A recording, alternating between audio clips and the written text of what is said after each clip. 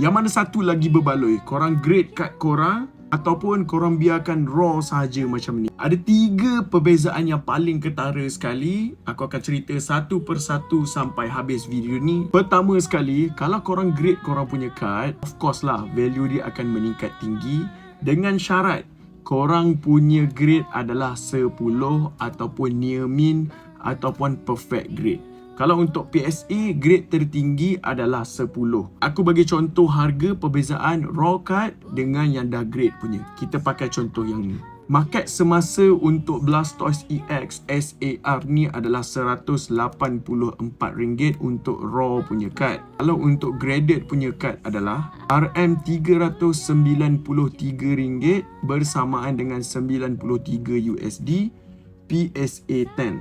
So, perbezaan paling utama adalah harga. PSA 10, harga dia boleh naik sekali ganda daripada harga raw card.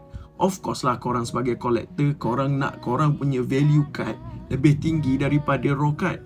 That's why korang kena grade korang punya card. Yang kedua pula adalah senang atau susah korang nak cari buyer beli korang punya kad bila sampai masa korang nak jual nanti. Kebanyakan buyer dia akan risau dengan condition kad tersebut.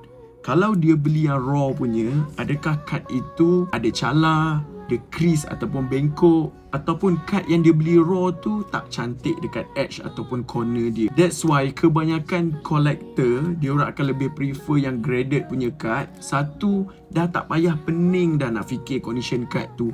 Lagi-lagi kalau dah PSA 10, confirm condition tu near min, condition yang cantik. Sebagai penjual, korang nak jual kad korang dah graded pun senang sikit nak cari buyer berbanding nak jual yang raw punya kad. Yang ketiga pula adalah keselamatan kad yang korang ada tersebut. Kalau dia dah siap graded, dia dah masuk dekat dalam slab ni, dia akan seal dekat setiap penjuru ni supaya slab ni tak mudah terbuka. Nak lagi selamat, korang belilah seal untuk slab pula macam ni.